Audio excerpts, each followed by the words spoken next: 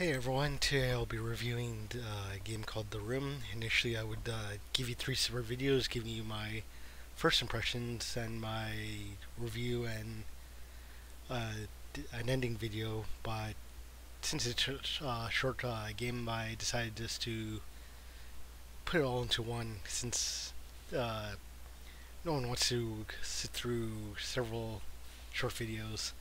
Well actually that's actually much preferred, I've noticed. Anyways, I digress.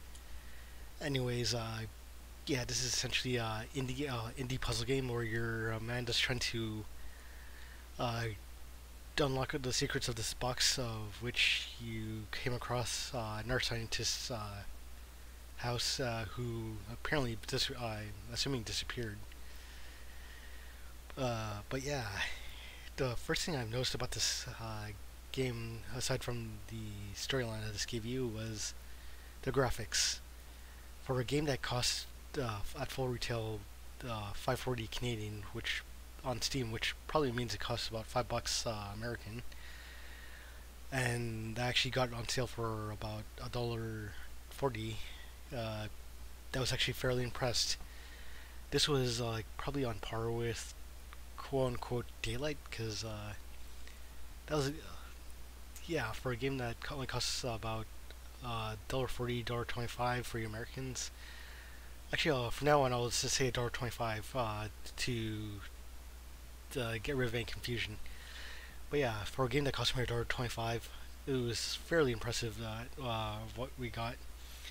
I actually will give you a short cutscene for that right now to show you the full extent of it, like versus us watching me play this puzzle.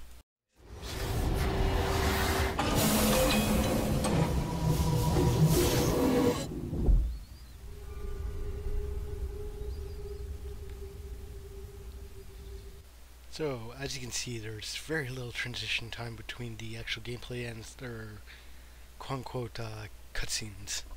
And another thing you may have noticed with that was their actual use of audio.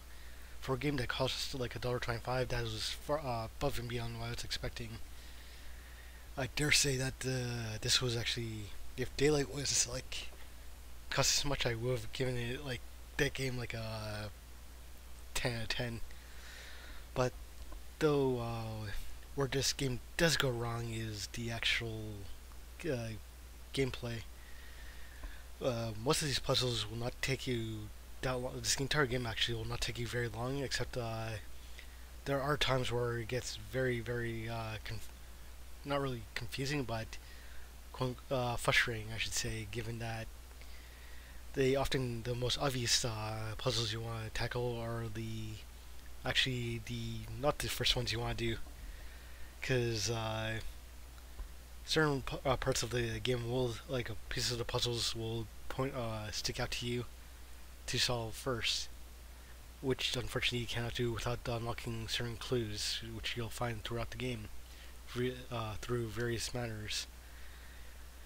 And yeah, another game thing that issue I had issue was the actual substance to the game. Like I said, this is a very short game. Now I wasn't expecting for $1.25. I wasn't expecting freaking Da Vinci's Inquest or Da Vinci play or Shakespeare play or something or whatever. That was the word I was looking for. Not sure why I said Da Vinci. Hello or cringe. But yeah, I wasn't expecting a Shakespearean play or anything, except I was expecting a little more drive, I should say, for a game that put so much detail into their graphics and their audio, that I would expect them to maybe put out a little something extra into their game, and just to have people come out for who actually do buy the game to continue want to play more of it and tell their buddies about it. But yeah, another issue I've had with this game is the controls.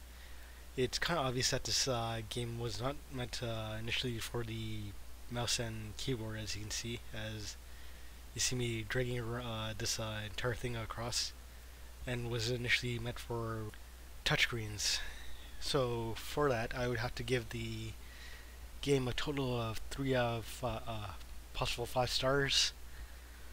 Mostly because the graphics and the design, audio did blow me away for a game that cost only $1.25, and it lost points due to uh, the puzzles sometimes being a little overbearing, and the lack of replayability. Like, even if they did pull a Diablo 2, I would definitely a Diablo 2 in the sense where they keep on revamping the dungeons to a point where they it feels like you're going through a different dungeon every time.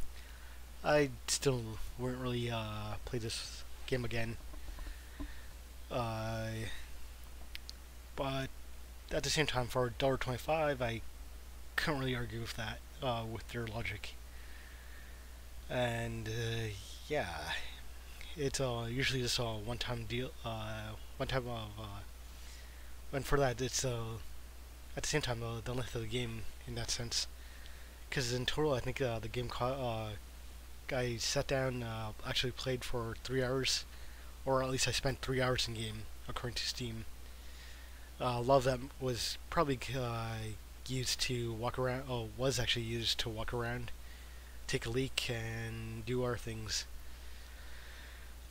Uh, which leads me to believe that this definitely was released on an iProduct, most notably the iPad. So yeah, without any further ado, the ending will be coming up, and yeah, I'll be giving you guys a spoiler screen right now to avoid any raging.